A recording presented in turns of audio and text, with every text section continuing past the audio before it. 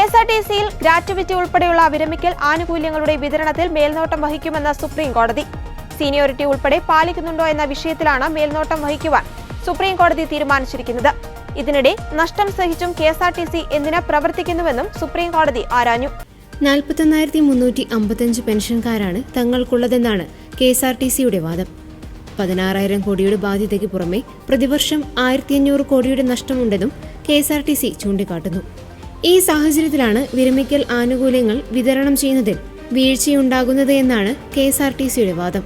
എന്നാൽ വിതരണത്തിലെ മാനദണ്ഡങ്ങൾ പാലിക്കുന്നുണ്ടോ എന്നതിൽ മേൽനോട്ടം വഹിക്കുന്നത് ജസ്റ്റിസുമാരായ ദീപാങ്കർ ദത്ത, സതീഷ് ചന്ദ്ര ശർമ്മ എന്നിവർ അടങ്ങിയ ബെഞ്ച് അറിയിച്ചു.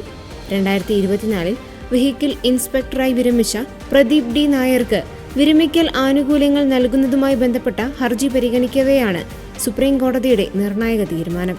പ്രദീപ് ഡി നായർക്ക് വിരമിക്കൽ ആനുകൂല്യങ്ങൾ വിതരണം ചെയ്യണമെന്ന ഹൈക്കോടതി വിധിക്കെതിരെയാണ് കെഎസ്ആർടിസി സുപ്രീം കോടതിയെ സമീപിച്ചത്.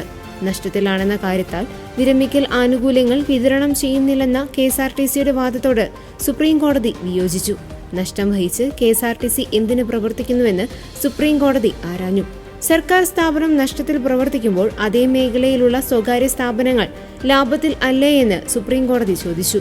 സാമൂഹിക പ്രതിബദ്ധത ഉൾപ്പെടെ പാലിക്കുന്നതുകൊണ്ടാണ് നഷ്ടം ഉണ്ടാകുന്നതെന്ന് കെഎസ്ആർടിസിക്ക് വേണ്ടി സുപ്രീം കോടതിയിൽ ഹാജരായ അഭിഭാഷകരായ ആബിദ് അലി ബീരാൻ, പ്രണവ് കൃഷ്ണ എന്നിവർ ചൂണ്ടിക്കാട്ടി. കെഎസ്ആർടിസി ഉന്നയിക്കുന്ന വിഷയങ്ങൾ തങ്ങൾ പരിഗണിക്കാമെന്ന് സുപ്രീം കോടതി വ്യക്തമാക്കി. എന്നാൽ അതിനു മുൻപായി പ്രദീപ് ഡി നായർക്ക് പെൻഷൻ ആനുകൂല്യത്തിന്റെ ഭാഗമായ 2 ലക്ഷം രൂപ നൽകാൻ സുപ്രീം കോടതി നിർദ്ദേശിച്ചു. അതിനുശേഷം ഹർജിയിൽ നോട്ടീസ് അയക്കാമെന്ന് സുപ്രീം കോടതി വ്യക്തമാക്കി.